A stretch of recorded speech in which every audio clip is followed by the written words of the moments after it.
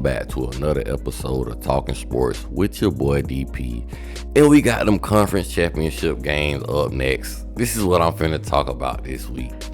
And I ain't get a chance to go over my picks last week, you feel me, or the games, you feel me, from last week. Because I was out of town for Thanksgiving. I was in the good old state of Georgia. You know, I'm an old Florida boy. But while I was in Georgia, I had to make a stop to Interstate Sports. Shout out to Trevor at Interstate Sports, man. It's a sports gift shop. If you're a Miami Hurricanes fan or a sports fan in general, and you in the state of Georgia or in the Savannah area by Pooler, Georgia, preferably, stop by the shop, man. Show Trevor some love. You a Miami fan, you feel me? And you know you watch the Coach Hayes show. Let him know that he might show you some love, give you a little discount. But there's a lot of stuff in there. He got mats for your cars, flags, decals. It's all kind of stuff in there. Numerous of stuff to name. So stop by, you feel me, Interstate Sports in Georgia. I want to say close to the Savannah area. If you in that area on I-95, just put Interstate Sports in your phone. It's like a shopping plaza. Pull up, show some love, and you might get to sign the helmet like I did in the picture that you see here. So shout out to Interstate Sports and shout out to Coach Hayes, man. Shout out to the whole Hayes family and everybody, you feel me, that's a part of that. So with that being said, we finna get into these games, man. I'm not finna talk long because we got the conference championship games. You know, I'm a little hurt. My Canes ain't make it to one of them, but it is what it is. We should have won our game. That's really all I can say. We would have won, would have been in. But enough about that. Let's get into the people that's actually playing some conference championship football. So first thing first, man, we got Iowa State in the Big 12 championship coming into this game ranked number 16, going up against Arizona State, the 15th ranked team in the nation. They got Arizona State a 2-point favorite in this game in the Big 12 championship. Now, mind you, across college football, a lot of teams have had new teams come and join their conferences. And all across the board, for the most part, I don't really know that much about the Mountain West. I ain't really covering the G5 Conference Championships. I'm more so sticking to the Power 5 Conference Championships, just to let you guys know. But for the Power 4 Conference Championships, my correction. Yeah, across the Power 4 conferences, a new team has made it to the conference championship game, which is kind of impressive, honestly. I can't really just make fun of any team at this point or any teams in these conferences that didn't make the conference championship when somebody that was new to the party did. You feel me? Can't really make fun of none of them because every conference is in that same situation. But back to the game at hand, the topic at hand that we're talking about. We got Arizona State versus Iowa State, man. And honestly, this game, I'm going to be blood raw with you because I don't want to be here too long, feel me? Because I'm hurt, man. My team ain't making it in. I keep saying this. I feel like Arizona State is going to win this game, and they're going to win it by more than 2 points. Iowa State, mind you, they have a kind of nice offense. And when I say kind of nice, they can sling that rock. They mainly throw the ball around the field. They have a little running attack, but Rocco Beck is Mr. Get It Done for Iowa State. Quarterback Rocco Beck on the season with 3,021 yards, 20 passing touchdowns, and 8 INTs. Also has 85 carries on the season, 272 rushing yards, and 7 rushing TDs. And Iowa State got 2 wide receivers that made it over the 1,000-yard mark this season, as in Jaden Higgins and Jalen Noel. So I can see Iowa State going out here slinging the rock a little bit, but Arizona State defense is, about in the middle of the road when it comes to the Big 12. I ain't gonna say they doing that much in the nation because here we are with 2 Big 12 teams that's not even in the top 10 in the country getting a chance to make the playoffs. Now, I ain't hating. Maybe I am just a little bit, but hey, to each his own. But my main problem with Iowa State in this game, like I was just saying, they're a passing team. They come in this game averaging 258 passing yards per game on the season, and they're averaging 31 points per game on the season. But I don't trust the Iowa State defense, man. Texas Tech had exposed them a little bit in the game that they played when I seen the loss in Texas Tech. And you feel me? Taj Brooks maybe gave them the business a little bit, but Cam Scatterboo, it's gonna be something serious. I don't think they're gonna be able to maintain, you feel me, control the rushing game, the rushing attack that Arizona State is gonna bring in this game. Iowa State, they're allowing 330 yards per game, and out of that, it's 173 rushing yards per game. Cam Scatterboo is finna go crazy, and I think Iowa State runs a 3-3-5 defense. The last team ran a 3-3-5 defense against Arizona State. Cam Scatterboo is going crazy.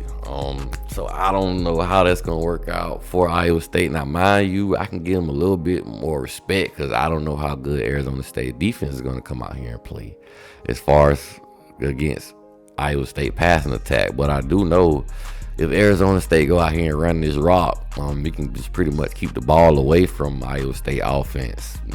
Play ball control and run all up and through there. Just run everywhere you want to, because I don't think they're going to stop Cam Scatterboo in this game. Arizona State is averaging 190 rushing yards per game. Yes, that's what I said, 190 rushing yards per game. Arizona State is running that ball, and Iowa State is having trouble stopping the run throughout this year. So I'm going to tell you a little bit more about Cam Scatterboo. Also, on the season, Cam Scatterboo got 247 carries. Yes, they are working this young man. 1,398 rushing yards, 17 rushing TDs, 5.7 yards per carry, and 35 receptions, 468 receiving yards, and 2 receiving touchdowns. So I'm telling you, Cam Scatterboo is all over the field. Now, Arizona State also has a 1,000-yard wide receiver, but I'm not sure if he's going to be healthy to play in this game. Maybe will, maybe not. We don't know, but I do know they finna run Cam Scatterboo. And like I said, they got Arizona State, a 2-point favorite. I feel like Arizona State is going to win, and they're going to cover that easily. I don't think this game is going to be close as people may think it seems. Iowa State had a pretty good year, but I feel like Arizona State is the more physical team, and they're going to run this rock. Keep the ball away from that high-powered passing offense that Iowa State has. Something that Miami should have did. But on to the next game. We finna talk about the game that my Miami Hurricanes was supposed to be in. We got Clemson, the number 17 team in the nation, going up against SMU, the number 8 team in the nation, in the ACC championship game. Now, mind you, this sometimes is kind of what a home game for Clemson, for the simple fact. Even though it's in Charlotte, Carolina, Clemson's only like 2 hours away from there, so their fans will have no trouble getting to that game and making it loud for SMU. They got SMU a 2.5-point favorite in this game, and I feel like that's just fool's gold. If Clemson lose, I don't think they're getting in the playoffs. But if they win, I think both teams get into the playoffs, but I could be wrong. And me personally, I think Clemson is going to win regardless. I already told you that. And mind you, I just feel like Clemson is just got a little bit too much for SMU. SMU, even though they are 11-1 this season, they play a lot of the bottom half of the ACC for the most part. Their best win, I want to say maybe it was Pittsburgh, if I can think about it, but they don't really have a lot of wins that really just, stand out to you for the most part. And then they lost to BYU, and BYU season ain't looked at that good for the most part. It didn't end as well as it started, we'll say that. And I'm also gonna say SMU, they had trouble in the Duke game, turned the ball over like 5 times, still managed the way to win the game. So the end result, worked out in their favor. But Clemson D-line, I think it's going to be too much for them.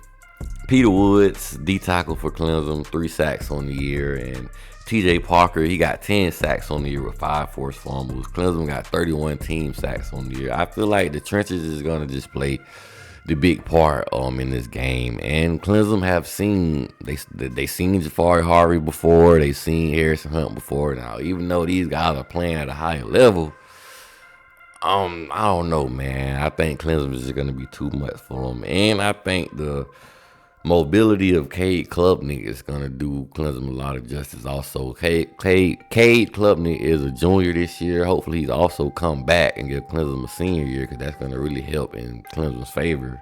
But Cade Klubnik on the season, 3,041 passing yards, 29 passing TDs, 5 INTs, 92 carries, 437 rushing yards, and 7 rushing TDs. And Phil Maffa coming into this game with 201 carries, 1,078 rushing yards, 8 rushing TDs, and 5.4 yards per carry. So I know Clemson is going to try to just take advantage of the trenches in this game. They're going to try to move SMU around on the offensive line, and on the defensive line, they're going to try to just basically take control of the game, because SMU, they more so of a balanced attack. They pass is just as much as they run. And I don't know how effective they're going to be if they're, playing behind the trenches majority of the game. I don't think they have seen of defensive line or offensive line the caliber of Clemson the entire season, if I'm being honest. And I feel like Clemson had a tougher road to get to this point than SMU. Clemson has already played Georgia, they played at South Carolina, and they even lost to a Louisville, which that loss was kind of iffy, if I would say, because they smacked Clemson that game. I can't lie about that. But like I told you in the middle of the video, I'm picking Clemson to win this game. I'm picking Clemson for the win. And Dabo Swinney can finally just prove the nation, like, hey, I don't got to go into the transfer portal if I don't want to. I can win the conference with my players that I recruited and I developed, you feel me? He can really show the world that, hey, you don't got to necessarily depend on the transfer portal. Maybe the first year might be a little rough, even though I think they still won 9 games last year with the young talent that they have. So those young men that are sophomores and juniors, if they stay, they're going to end up being seniors and juniors, and Clemson's going to have a good team next year for the most part if a lot of their guys stay and don't go to the draft when they don't have to. But yeah, like I'm saying, Clemson wins, Clemson cover. I think they're a little bit too much for SMU. This is probably going to be the best competition SMU played the whole season. But next up, we finna get into this Penn State, number 3 team in the nation, going up against Oregon, the number 1 team in the nation, in the Big Ten championship game. They got Oregon a 3.5-point favorite. A lot of people saying this game probably is going to mean more to Penn State, and this Penn State need this. They finally made it to the Big 12. They can't afford to lose to a team that just came to they finally made it to the Big 10 conference championship, and they can't afford to lose to a team that just made it to the Big 10 championship. But Oregon ain't no slouch. Oregon have a few slip-ups, but I feel like the scheme of this game maybe won't work in Penn State favor for the most part, because I feel like Oregon is good enough to take Tyler Warren out of this game. If you take him out of this game, that's pretty much Penn State's offense. Tyler Warren, the tight end for Penn State on the season, got 81 receptions, 978 receiving yards, 6 receiving touchdowns, 21 carries, 189 rushing yards, 4 rushing touchdowns, 9 yards a carry, and he also has a passing touchdown. And Penn State, they do have elite safety. Jalen Reed, 75 tackles on the season, the leading tackle for his team. Kind of making me scratch my head a little bit. Your safety is your leading tackler. And he also has 1.5 sack on the season and 3 INTs. But I feel like Oregon's going to be too much for Penn State. This is going to be the best offense Penn State has played all season, if we're being honest. Penn State schedule, I can respect their schedule, but at the same time, other than Ohio State, can't really think of who else they played. But other than Ohio State, this is going to be the best offense they've seen all season. And I will give Penn State credit. They looked pretty good against Ohio State for the most part. They looked competitive, but I don't think you just using a tight end is going to win you this game. And I don't trust Drew Aller that much. He's a good quarterback, but I don't put that much trust in him. I'm putting my trust in the man named Dylan Gabriel. The young man is a baller. The young man is a star. The young man is a true veteran in this college football game. And you need quarterbacks like this when it comes to playoffs. At this point in college football, we are in playoffs football at this point. You win your conference championship, you get a bye, and you prevail and try to win a natty. Try to win you some bowl games on the way to win a natty, which makes this game all around more interesting. Dylan Gabriel on the season, 3,275 passing yards, 24 passing TDs, and 6 INTs on the season with 57 carries, 175 rushing yards, and 7 rushing TDs. And I like Jordan James in this game also, even though Penn State got a pretty good run defense. I think they're only allowing 97 rushing yards per game on the year, but I don't know. Like I say, they haven't played an offense to this caliber. I still feel like Jordan James is going to get busy. He's going to get his in this game. Jordan James on the season with 206 carries, putting them to work. 1,166 rushing yards, 13 rushing TDs, and 5.7 yards a carry. Oregon, they really haven't been like a big downfield threat, even though they can go downfield. They don't have Tez Johnson and I want to say Stewart. They didn't have the biggest season, but everybody played a part in that receiving as far as at the University of Oregon. Everybody got to be able to touch the ball a little bit. Everybody got to play. Everybody got some kind of yardage and some kind of production within the season in that wide receiver room. But I feel like Dylan Gabriel likes to just give his playmakers the ball and let them work. They don't really focus on the deep attack that much this season. And I also gotta say, Oregon has 39 sacks on the season, so I feel like they're gonna get pressure on this Penn State offense because there's not much threats I see from this Penn State offense, if I want to be honest. So like, they got Oregon to win. They got them a 3.5 point favorite. I'm picking Oregon to win also, and I'm picking Oregon to cover. And now we finna talk about the last game, the last championship game with this league. That doesn't matter how many games you lose. You can lose 3, 4, or 5 games. As long as they're from the top 5 teams in the nation, you can still make the playoffs. Feel me? Because that's what they're saying. Losses mean more when you're playing in the SEC. That's what they say. We got a number 5 team in the country, Georgia, going up against Texas, the number 2 team in the country. Before I even get into the game, because I'm not going to go that in depth into this game, because I feel like the winner is already written out for this conference. Because it's odd to me, if Georgia loses this game, they will have 3 losses, which would mean 3 SEC teams with losses would make the conference. So that just tells me ESPN needs Clemson to win to beat SMU, so SMU can still stay in the playoffs, but they kick Bama out. And they need Georgia to beat Texas, so Texas still can stay in, and they just keep Georgia with the home field advantage, with the bye or whatever. Because it's gonna be quite awkward if 2-3 win SEC teams get in the playoffs when you got so many other teams with only 2 losses outside of the playoffs. You feel me? A lot of favoritism going on here. But hey, it is what it is. With this game, they got Texas a 2.5 point favorite. This game was already played once on the field, and Georgia looked very dominant in the first go around of this game. And I know Georgia, they've been here before. They've been in the SEC championship. It's damn near a home game for them. Every time they make it, it's right in Atlanta. Athens ain't that far from Atlanta. So you best believe the Bulldogs will be in the building barking up a storm. Jalen Walker, Mekhi Williams, these guys, they're going to have a field day again, I feel like.